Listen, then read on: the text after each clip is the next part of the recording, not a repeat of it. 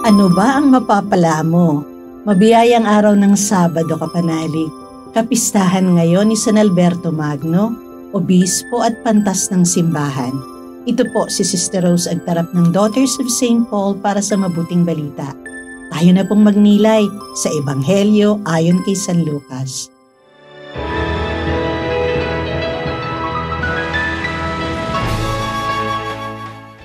Dapat laging manalangin at huwag masiraan ng loob.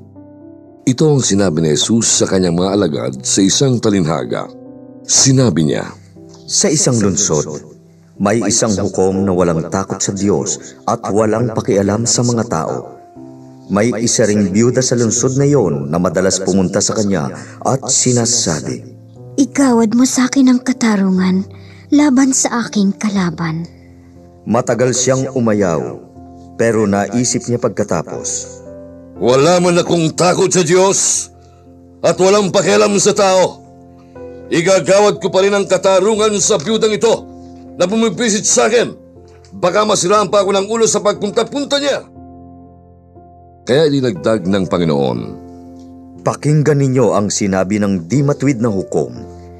Di ba't igagawad ng Diyos ang katarungan sa kanyang mga hinirang na araw-gabing tumatawag sa kanya? Pababayaan ba niya sila?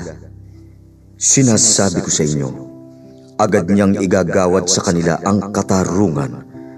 Ngunit pagdating ng Anak ng Tao, makakakita kaya siya ng pananampalataya sa lupa?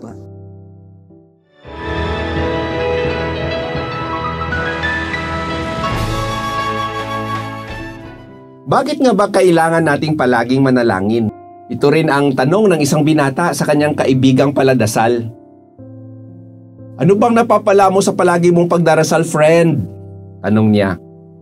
Sumagot naman ang kaibigan, wala, friend.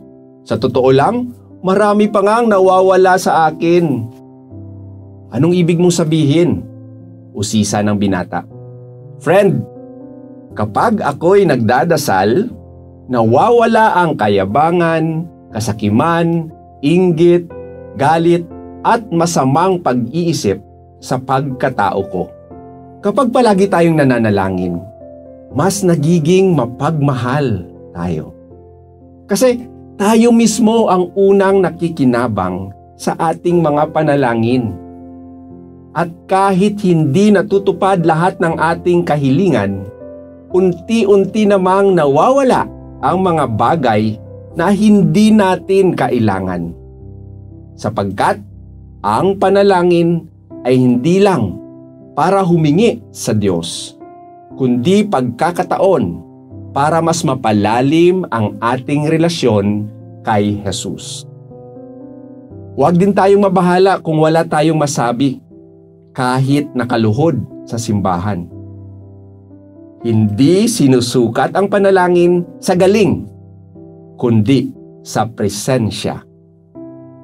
Mahina man o walang laman ang ating panalangin, ang matatag na pag-ibig ng Diyos ang siya mismong pupuno nito.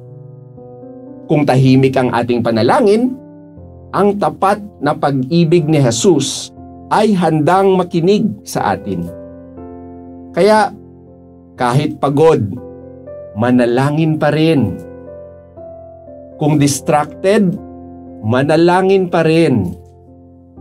Kung pakiramdam natin ay tahimik ang Diyos, manalangin pa rin tayo. Amen. Mga kapanalig, maraming salamat po sa inyong suporta sa aming misyon, lalo na sa mga donors at sponsors ng Mabuting Balita.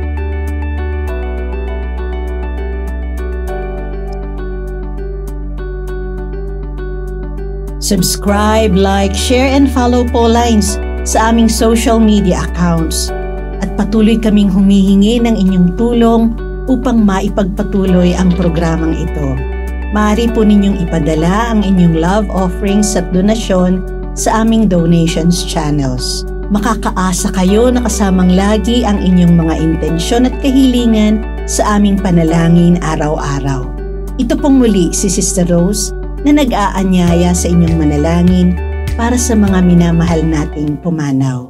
Pagkalooban mo sila, Panginoon, ng pagkahimlay na walang hanggan at mamulat nawa sila sa kaliwanagang walang katapusan.